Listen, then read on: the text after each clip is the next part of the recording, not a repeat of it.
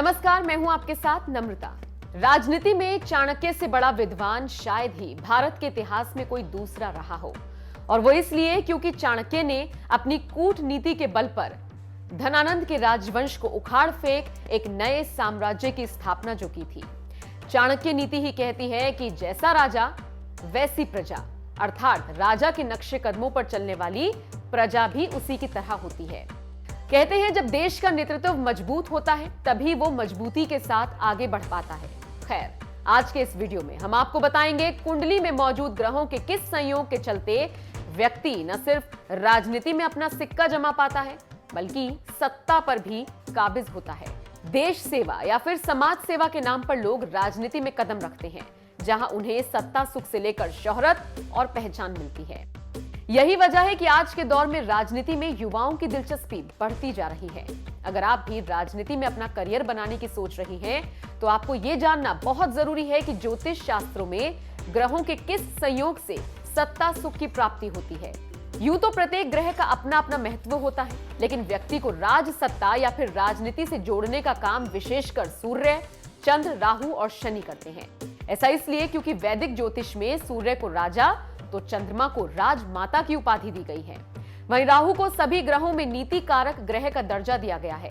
राहु के बारे में कहा जाता है कि राजनीतिज्ञ से छल कपट करवाता है, जो कि राहु की महादशा में कई महापुरुषों को राजनीति में उच्च पद प्राप्त करते हुए देखा भी गया है। इसलिए सफल राजनेताओं की जन्म कुंडली में राहु का संबंध 7वें, 10वें एवं 11वें घर से देखा गया है।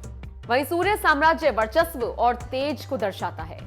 यही कारण है कि जन्म कुंडली में सूर्य लग्न, चतुर्थ, नवम या दशम भाव में हो तो राजनीति में सफलता दिलाने की संभावना बनाता है।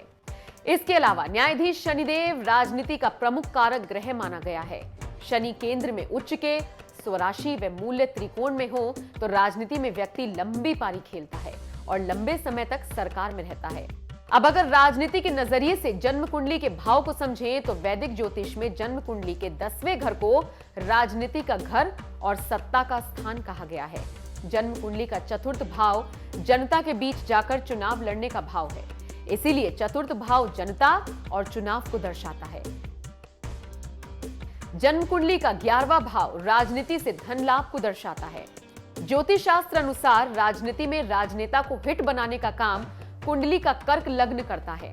जनता में नेतृत्व के लिए कर्क लग्न सबसे अच्छा माना गया है। वैदिक ज्योतिष का सबसे बड़ा ग्रह बृहस्पति केवल कर्क लग्न में ही उच्च का होता है, इसलिए कर्क लग्न के व्यक्ति को राज सत्ता मिलने की संभावना अधिक होती है। आपको ये जानकर हैरानी होगी कि भारत के ज्यादातर प्रधानमंत्री, मुख्यमंत्री और कद्दावर नेता कर्क लग्न में ही जन्मे हैं, जिनमें पंडित जवाहरलाल नेहरू से लेकर श्रीमती इंदिरा गांधी, श्री इंद्र कुमार गुजराल, श्रीमती सोनिया गांधी, श्री विश्वनाथ प्रताप सिंह, श्री HD देवेगौड़ा, M करुणानिधि, मुलायम सिंह, शीला दीक्षित और मायावती शामिल हैं। पीएम मोदी के प्रधानमंत्री बनने के पीछे भी शनि की भूमिका को अहम माना जाता है। देश के ज्योतिषाचार्यों का कहना है कि मोदी के कर्म स्थान में विराजमान शनि राजयोग बनाकर बैठे हुए हैं।